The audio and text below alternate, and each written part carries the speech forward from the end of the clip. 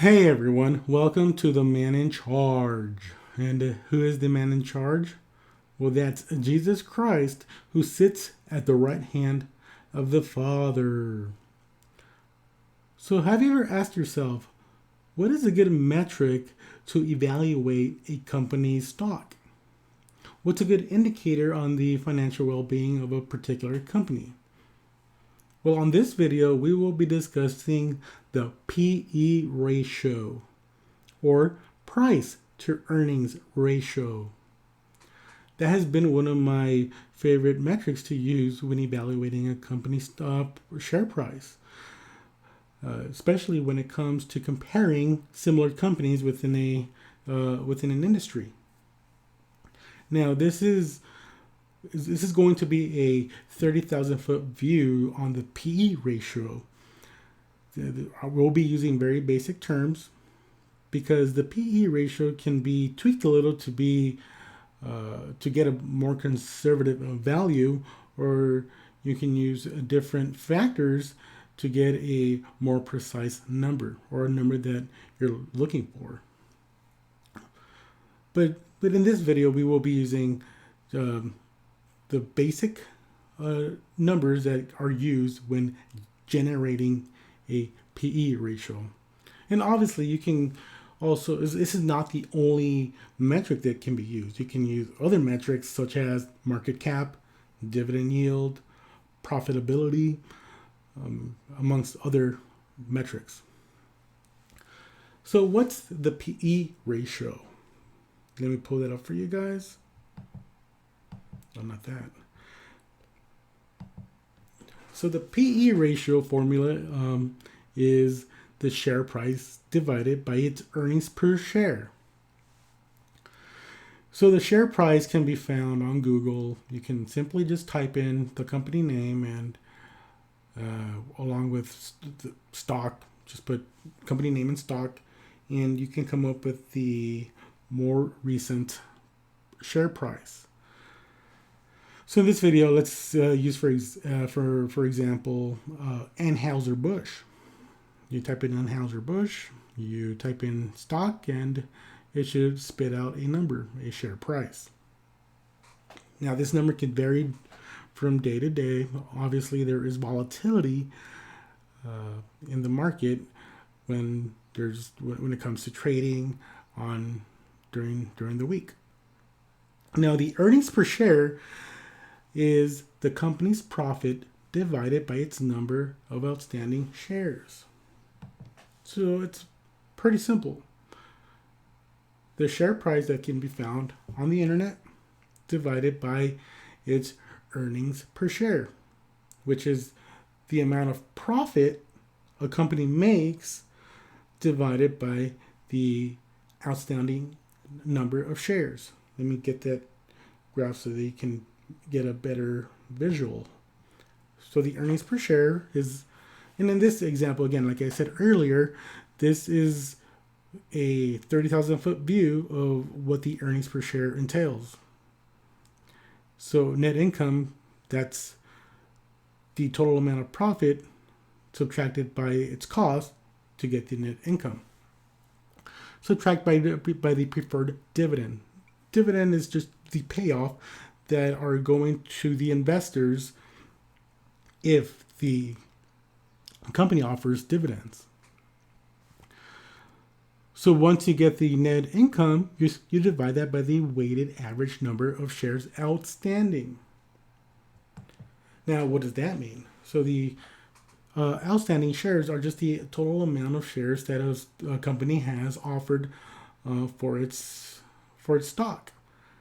So once you get the EPS, you get the earnings per share, then you'll be able to start calculating into the PE ratio back to the formula. Let's look at that formula again.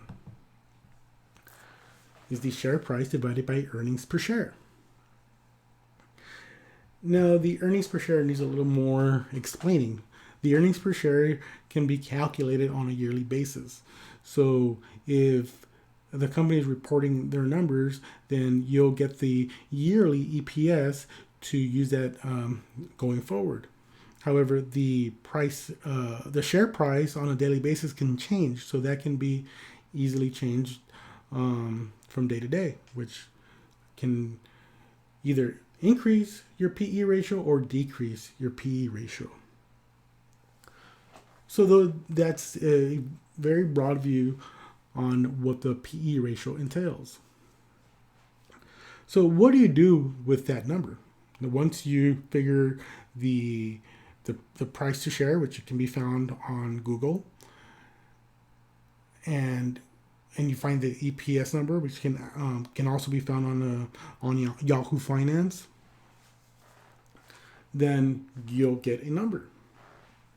Now you'll see a lot of arbitrary rules when it comes to evaluating a company's PE ratio. You can actually find the PE ratio on Google as well. You can find any company's PE ratio just by looking it up on Google or any search engine that you may be using. But a general rule of thumb, again, this is arbitrary. It's not something that you need to hold to, but you're looking for a healthy PE ratio from anything from ranging from 20 to 30. That would be considered the zone of comfort, 20 to 30. Anything above that, you can consider that to be overvalued. Anything under 20 may be that the company is not making enough money. Even worse, you don't see potential growth in the company. So let's look at, like I said earlier, we're going to be using Anheuser-Busch as an example, especially with all the media that's been put on Bud Light, and that has affected the price of its stock. So let's look at Anheuser-Busch. So that's Constellation Brands. Yeah, I think a month ago, Modelo has been, the Mexican beer has become number one in the nation when it comes to sales. And Bud Light got bumped to number 2. So I did a search on the Constellation Brands PE ratio, and as of July 25th, the PE ratio is 24.91. Okay. So like I said earlier, that's within the healthy range of 20 to 30. So it's something that we can be considering if we are looking into investing in alcoholic beverages. Now let's look at Anheuser-Busch. Oops. Let's see. So the PE ratio for Anheuser-Busch is 18.3.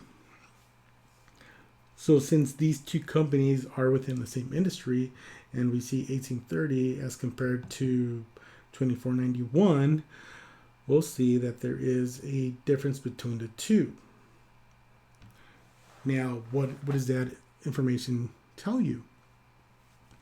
So Anheuser-Busch has an 18 PE ratio, which means that for every $18 that you're paying for that stock, you're getting $1 per share.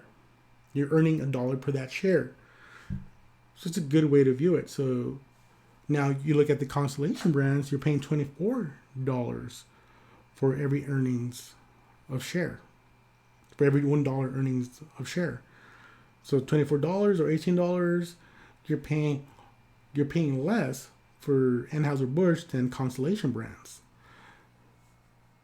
So what would you do? Would investing in Bud Light be better value, more bang for your buck, or Constellation Brands? Seeing that there has been a lot of negative media surrounding Anheuser-Busch, and there has been an increase in sales in Modelo, and now we see Constellation Brands having a higher EPS, it does make sense. So there may be more value in Anheuser-Busch because of the emotional reaction that has been happening in the last few months. So these numbers kind of give you a better idea of what can be compared when it comes to similar brands. So, or not similar brands, but similar products within the same industry. So that's just a very high view of what to look for when evaluating a stock. I think that the PE ratio is very useful when it comes to comparing different companies or several companies within the same industry. I have used that in the past. I've always, if you're quickly perusing through several companies, that's something that you can be looking at just to get a better comprehension of the financial well-being of the company you're looking at. And so you see that Anheuser-Busch in this case, would it has a better value than Constellation Brands solely on the numbers that we looked at right now. I mean, there's other things to consider. Obviously, these are just like I said earlier, it's a good metric to equip yourself with. Not the only one. There's other things to consider, but this has been one of my favorite. And it's also, you can also use the PE ratio to understand future growth, or if you're looking in the past, then you can see what the PE ratio can help you with, and to see the growth and seeing whether the company has had a healthy earnings per share. So that's it for this one. This one's very high level. Again, we can further look into the particulars and nuance the PE ratio, but in this case, it's something to consider when we're looking at several stocks. I know I have benefited greatly from looking at PE ratios, and it's something that can be used very quickly. You type in PE ratio for a particular stock, and it'll give you a good number. And remember, anywhere from 20 to 30 can be considered healthy. It's just a rule of thumb. Arbitrarily chosen. Not too arbitrarily chosen, but there is something that goes behind that. But it's something that we can look at. Until next time, be blessed and have a good rest of your week.